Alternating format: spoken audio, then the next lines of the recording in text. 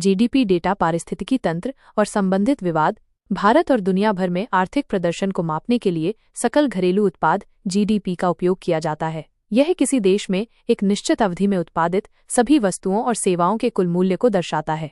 हालांकि GDP data के संग्रह, गणना, पारदर्शिता और विश्वसनीयता को लेकर कई विवाद उत्पन्न होते हैं। नीचे जीडीपी डेटा पारिस्थितिकी तंत्र और इससे जुड़े विवादों का विस्तृत विश्लेषण किया गया है। 1. जीडीपी डेटा पारिस्थितिकी तंत्र जीडीपी डेटा इकोसिस्टम। 1. जीडीपी मापन की विधियां। जीडीपी को मापने के 3 प्रमुख तरीके हैं। उत्पादन विधि प्रोडक्शन मेथड, देश में उत्पादित सभी वस्तुओं और सेवाओं का कुल मूल्य। आय विधि इनकम मेथड, मजदूरी, मुनाफा, ब्याज और किराए का योग। व्यय विधि एक्सपेंडिचर मेथड, उपभोक्ता खर्च, सरकारी खर्च, निवेश और निर्यात आयात का योग। 2. भारत में जीडीपी डेटा संग्रहण की प्रक्रिया।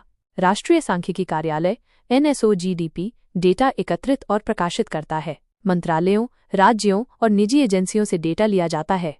हर तिमाही और वार्षिक जीडीपी रिपोर्ट जारी की जाती है। 3. जीडीपी में शामिल प्रमुख क्षेत्र। जीडीपी को 3 प्रमुख क्षेत्रों में बांटा जाता है। कृषि एग्रीकल्चर 16-18% योगदान।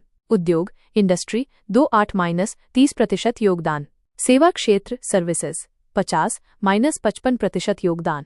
4. भारत की जीडीपी वृद्धि दर डेटा उदाहरण 2022-23 में भारत की जीडीपी वृद्धि दर 7.2% रही। 2023-24 में अनुमानित वृद्धि 6.5-7% रहने की संभावना।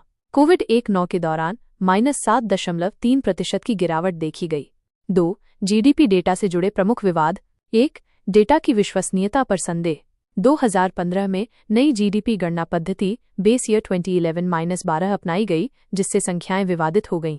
पूर्व मुख्य आर्थिक सलाहकार अरविंद सुब्रमण्यन ने कहा कि जीडीपी को 2.5% अधिक दिखाया गया। 2. अनौपचारिक अर्थव्यवस्था की उपेक्षा। भारत की अनौपचारिक अर्थव्यवस्था 40% से अधिक है, लेकिन इसका जीडीपी में सही मूल्यांकन नहीं होता। नोटबंदी 2016 और जीएसटी के बाद अनौपचारिक क्षेत्र पर असर पड़ा, लेकिन जीडीपी डेटा में स्पष्टता नहीं थी। 3.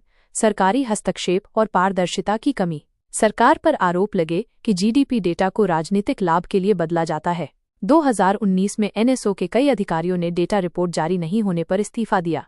4. उच्च विकास लेकिन कम रोजगार जॉबलेस ग्रोथ। जीडीपी बढ़ रहा है, लेकिन बेरोजगारी दर 8-9% बनी हुई है। एमएसएमई और कृषि क्षेत्र का कमजोर प्रदर्शन जीडीपी डेटा में पूरी तरह प्रतिबिंबित नहीं होता। 5. पर्यावरणीय नुकसान को नजरअंदाज करना। जीडीपी केवल आर्थिक उत्पादन को मापता है, लेकिन पर्यावरणीय क्षति जैसे वनों की कटाई, प्रदूषण को नहीं दर्शाता। उदाहरण, भारत में वायु प्रदूषण के कारण 2022 में $150 बिलियन से अधिक का आर्थिक नुकसान हुआ। 3. जीडीपी डेटा सुधार के सुझाव। 1. अनौपचारिक क्षेत्र को शामिल करना। छोटे और मध्यम व्यापारों एमएसएमई का बेहतर डेटा संग्रहण किया जाए। ग्रामीण और कृषि अर्थव्यवस्था को सटीक रूप से मापा जाए। 2. पारदर्शी और स्वतंत्र डेटा संग्रहण। सरकार को डेटा प्रकाशन में हस्तक्षेप नहीं करना चाहिए। एनएसओ को पूरी तरह स्वतंत्र निकाय के रूप में कार्य करने देना चाहिए। 3. रोजगार डेटा को जीडीपी में शामिल करना। केवल उत्पादन नहीं, बल्कि रोजगार सृजन भी आर्थिक विकास का हिस्सा होना चाहिए। लेबर फोर्स पार्टिसिपेशन रेट एलएफपीआर को जीडीपी गणना में शामिल किया जाए। 4. सतत विकास और पर्यावरणीय प्रभाव। जीडीपी में green GDP of green gross domestic product को शामिल करना चाहिए। जलवायु परिवर्तन और प्राकृतिक संसाधनों की खपत को जीडीपी गणना का हिस्सा बनाना चाहिए। 4. निष्कर्ष।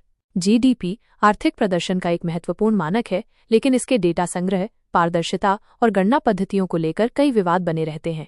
भारत को बेहतर डेटा संग्रहण, स्वतंत्र सांख्यिकीय निकाय, रोजगार और पर्यावरण को शामिल करने की दिशा में सुधार करने की आवश्यकता है, ताकि जीडीपी अधिक सटीक और पारदर्शी हो।